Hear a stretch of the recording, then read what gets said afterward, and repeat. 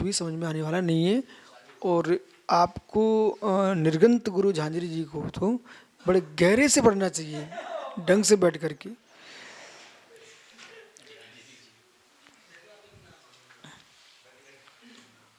जो हेतु है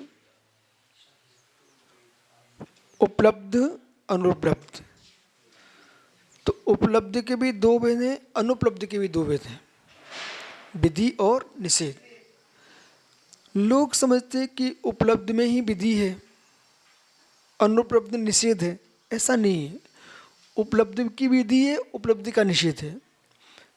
और विरुद्ध अवरुद्ध, 6 प्रकार के विरुद्ध, 6 प्रकार के अवरुद्ध। अब आपको विस्तार से इनको समय पूर्वक विस्तार से इतना समझाने वाले हैं कि आपको बिल्कुल आंखों में झलकने लग जाए। इसलिए भेद समझ लो, फिर क्रम से पढ़ाते हैं, इसके लिए समय दो। बीच में दूसरी क्लास आए तो डिस्टर्ब हो जाते हैं। उपलब्धि विधि प्रसिद्धि और अनुप्रदिश्च।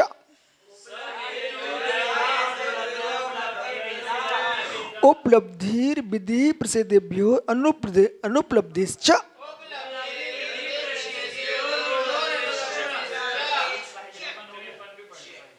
आपने तो चुंगन बोल दिया था।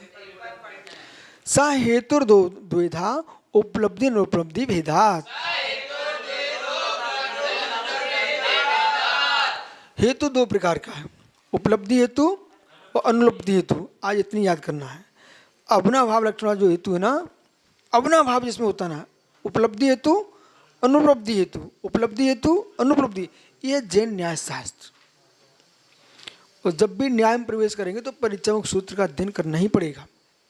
जिनको समय सार जैसा ग्रंथ गुण रूप से समझना है, उन्हें न्याय शास्त्र का ज्ञानी होना चाहिए। बिना न्याय शास्त्र का अध्ययन किए समय सार का ज्ञाता नहीं बन सकता। उसके लिए न्याय शास्त्र अनिवार्य है, क्योंकि यथार्थ में समय सार भी स्वयं में न्याय शास्त्र है।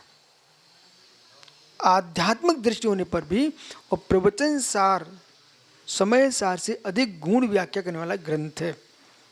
और प्रवचन सार जो है बिल्कुल तार्किक सैद्धांतिक आगमिक ग्रंथ है। और विश्व में अध्ययन हो रहा है प्रवचन सार का, समय सार का तो हो ही रहा है। जो विश्वविद्यालय है, लाइब्रेरियाँ हैं, उनमें विदेशों में प्रवचन सार का अध्ययन चल रहा है, क्योंकि बड़ा गुण है, रहस्यमय है और बड़े सिद्धांतों से पूरित है। भौतिक जीवन, आध्यात्मिक जीवन, सारे जीवन की व्याख्या करता है प्रवचन सार।